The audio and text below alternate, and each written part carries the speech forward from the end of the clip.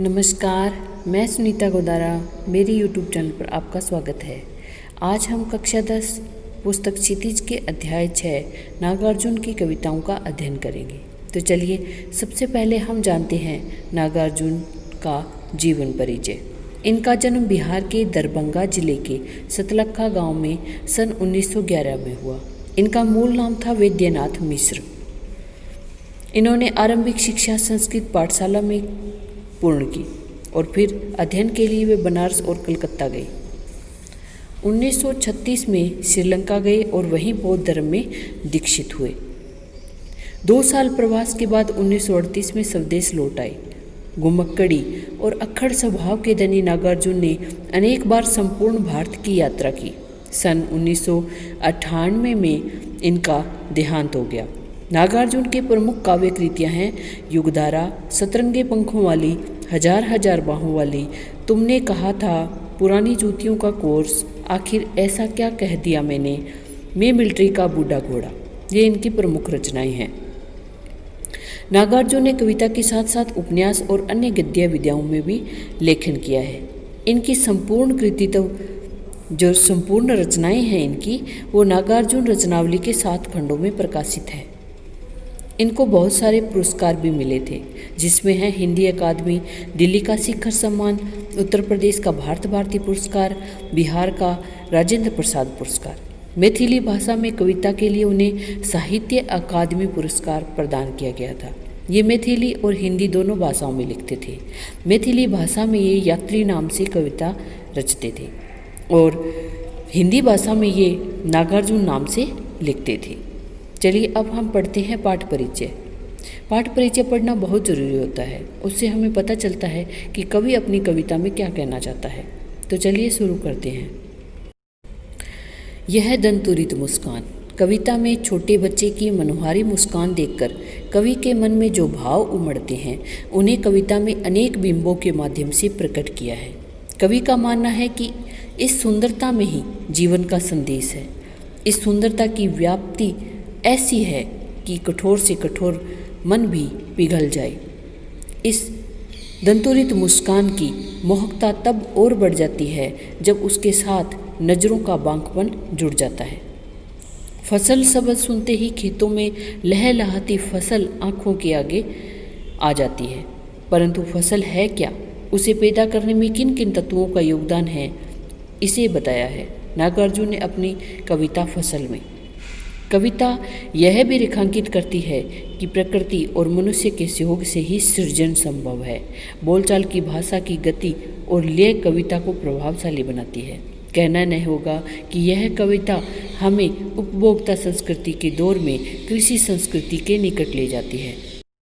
चलिए अब हम पढ़ते हैं व्याख्या। उससे पहले अगर आप मेरे चैनल पर नए हैं तो मेरे चैनल को सब्सक्राइब कर लें और बेल आइकन को भी प्रेस कर लें, ताकि आने वाला हर नोटिफिकेशन आप तक पहुंच सके। चलिए शुरू करते हैं। तुम्हारी यह दंतुरित मुस्कान।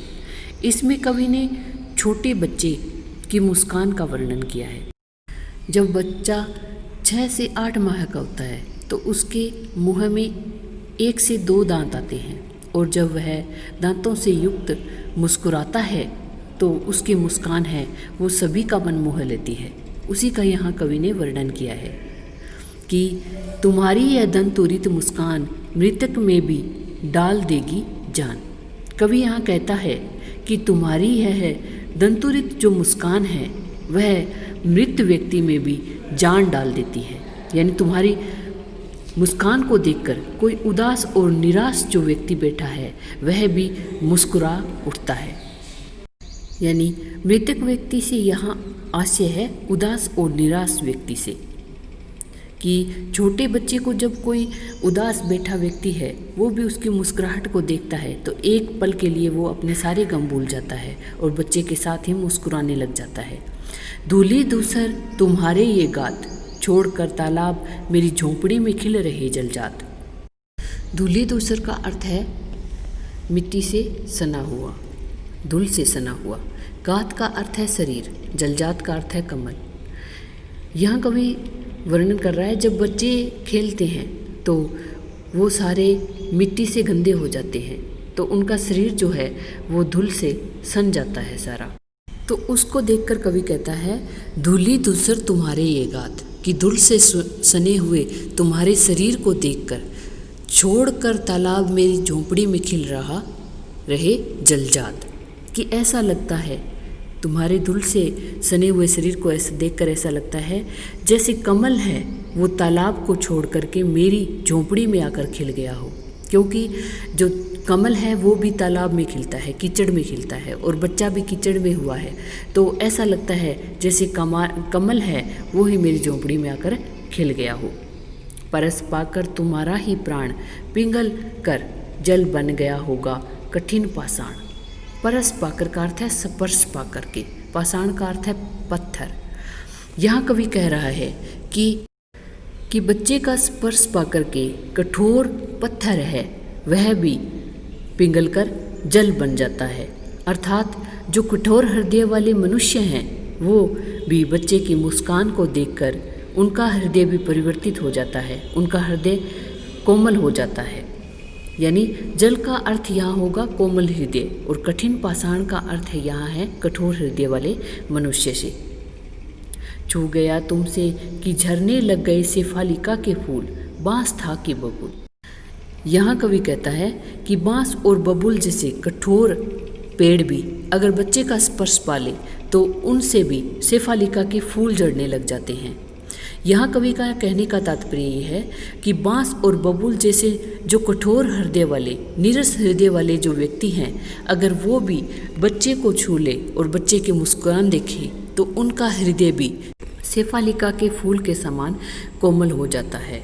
कहने का तात्पर्य ये है कि बांस और बबुल या पत्थर जैसे कठोर दिल हृदय है वाले इंसान हैं या फिर कोमल हृदय वाले इंसान हैं, सभी बच्चे की मुस्कुराहट के सामने, बच्चे के सामने मजबूर हो जाते हैं।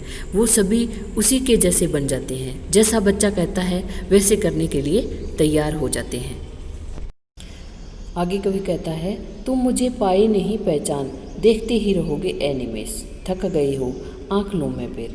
यहाँ उस समय का वर्णन कर रहा है जब कवि बच्चे से पहली बार मिलता है, क्योंकि वह प्रदेश में रहता है और प्रदेश से जब वापस लौटता है तो वह बच्चे से कहता है, तुम मुझे पाई नहीं पहचान, देखते ही रहोगे ए निमेष, कि तुम मुझे पहचान नहीं पाए हो क्योंकि मैं तुमसे पहली बार मिला हूँ। देखते ही रहोगे ए निमेष, कि तुम मुझे एक टक लगातार देख रहे हो, तो मुझे ऐसा लगता है जैसे तुम मुझे पहचान नहीं पाए हो, थक गए हो, और मुझे ऐसा लगता है कि तुम एक टक मुझे देखते हुए थक गए हो, आँख लो में पैर, कि इससे अच्छा है कि मैं ही तुमसे दूर चला जाऊं, यानी अपनी आंखें फेर लूं।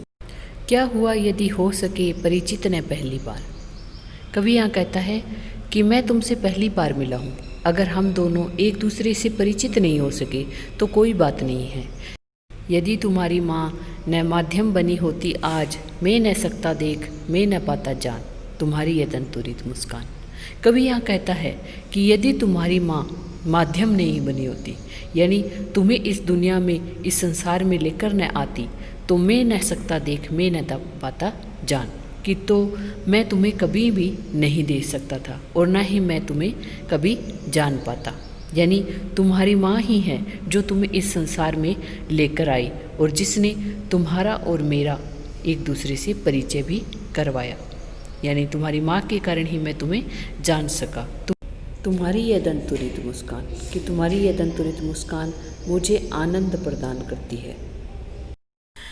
आगे कवि कहता है, धन्य तुम माँ भी तुम्हारी धन्य, चीर परवासी में इतर में अन्य। कि कवि जो है बच्चे की मधुर मुस्कान देकर कहता है कि तुम धन्य हो, माँ भी तुम्हारी धन्य, कि तुम्हारी माँ भी धन्य है जिसने तुम्हें जन्म दिया। चीर परवासी में इतर में अन्य, कि मैं तो चिरकाल से परवासी रहा हूँ, यानी तुमसे दूर रहा हूँ। मैं इतर, कि तुम्हारे लिए तो मैं कोई दूसरा हूँ। मैं अन्य, तुम्हारे लिए तो मैं पराया हूँ। इस अतिथि से प्रिय तुम्हारा क्या रहा संपर्क, उंगलियां माँ की कराती रही है मधुपर्क। कि हे प्रिय, तुम्हारा मुझ अतिथि से क्या संपर्क रहा है, यानी मैं तुम्हारे लिए तो अतिथि हूँ। और इससे पहले तुम्हारा मुझसे कोई संपर्क नहीं था, क्योंकि मैं तो आज ही आया हूँ। उंगलियाँ माँ की कराती रही है मधुपरक, कि तुम्हें तो माँ की उंगलियाँ ही मधुपरक कराती रही हैं। तुम्हें तो माँ का ही स्नेह मिलता रहा है। मधुपरक का यहाँ अर्थ होता है पंचामृत।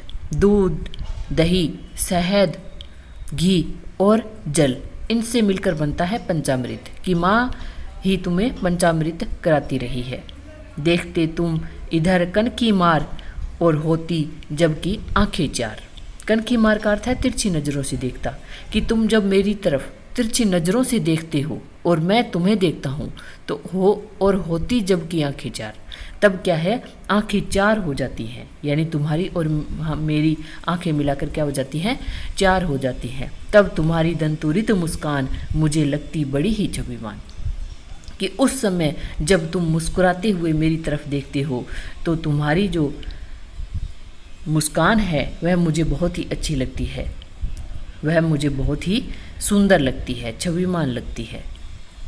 तो कविता यहीं समाप्त होती है। चलिए आगे हम पढ़ते हैं फसल कविता। इस कविता में कवि ने यही बताने का प्रयास किया है कि फसल किसी एक व्यक्ति के परिश्रम या फिर केवल जल या मिट्टी से नहीं उगती है, इसके लिए बहुत अनुकूल वातावरण की जरूरत होती है। इसी के बारे में आगे लिखते हुए कवि ने कहा है कि एक के नहीं, दो के नहीं, ढेर सारी नदियों के पानी का जादू। कवि क्या कहता है कि फसल जो है वो एक नहीं, दो नहीं, लाखों लाखों नदियों के पानी के मिलने से यह फसल पैदा होती है। यानी किसी एक नदी में केवल एक ही प्रकार के गुण होते हैं, लेकिन जब कई तरह की नदियाँ आपस में मिल जाती है तो उसमें सारा गुण आ जाते हैं, जो बीजों को अंकुरित होने में सहायता करते हैं और फसल है वो खिल उठती है। आगे कवि कहता है, एक के नहीं, दो के नहीं, लाख लाख कोटि कोटि हाथों के स्पर्श की गरिमा, कि उसी प्रकार केवल एक या दो नहीं बल्कि हजार लाखों लोगों की मेहनत और पसीने से यह धरती उपजाऊ बनती है। यानी इसमें किसी एक व्यक्ति का परिश्रम नहीं होता, बल्कि बहुत सारे व्यक्ति मेहनत करते हैं, परिश्रम करते हैं, तब धरती है वो उपजाऊ बनती है, तब धरती है वो सोना उगलती है, बीज अंकुरित होते हैं।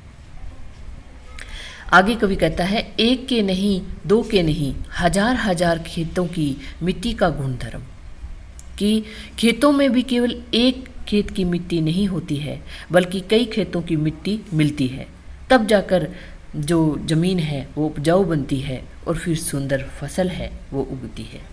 आगे कवि कहता है, इन पंक्तियों में कवि हमसे यह प्रश्न करता है कि फसल क्या है, अर्थात वह कहाँ से और कैसे पैदा होती है, और उसके बाद कवि खुद है वो उत्तर देते हैं कि फसल क्या है, और तो कुछ नहीं है वह, नदियों के पानी का जादू है वह। इन पंक्तियों में कवि हमसे यह प्रश्न करता है कि यह फसल क्या है, अर्थात यह कहाँ से और कैसे पैदा होती है। तो इसके बाद कवि खुद है वो उत्तर देने लगते हैं। कवि कहता है, फसल क्या है, और तो कुछ नहीं वह, नदियों के पानी का जादू है वह। कि कवि कहता है कि फसल और कुछ नहीं है बल्कि नदियों के पानी का जादू है, हाथों के स्पर्श की महिमा है, कि किसानों के हाथों के स्पर्श की महिमा है। किसान के हाथों का स्पर्श है, उसका परिश्रम है, उसकी मेहनत है, भूरी काली सदली मिट्टी का गुणधर्म है। और फसल और कुछ नहीं बल्कि यह तो मिट्टी का गुणधर्म है। खेत में बहुत प्रकार की मिट्टी पाई जाती है, जिसमें भूरी, काली, सदली, पीली आदि बहुत प्रकार की मिट्टियाँ होती है। उन्हीं आगे कवि कहता है, रूपांतर है सूरज की किरणों का, सिमटा हुआ संकोच है हवा की थिरकन का। कि यह सूरज की किरणों और हवा का उपकार है जिसके कारण फसल पैदा होती है। सूरज की किरणें हैं वो अपना रूप बदल करके फसल को ऊर्जा प्रदान करती है, उनके लिए भोजन जमा करती है। सिमटा हुआ संकोच है हवा की थिरकन का, कि फसल में हवा की थिरकन का सिमटा हुआ संकोच भी भरा हुआ है। हवा और सूरज की किरणों के बिना फसल की कल्पना भी नहीं की जा सकती, क्योंकि हर फसल के लिए अलग अलग मौसम होता है, उसी के अनुसार फसल पैदा होती है। तो इन पंक्तियों में कवि ने हमें यही बताने का प्रयास किया है कि फसल कैसे पैदा होती है, और फसल पैदा करने के लिए नदी, आकाश, हवा, पानी, मिट्टी एवं किसान के परिश्रम की जरूरत पड़ती है, जिससे हमें उनके महत्व का ज्ञान होता है, उनके महत्व का पता चलता है।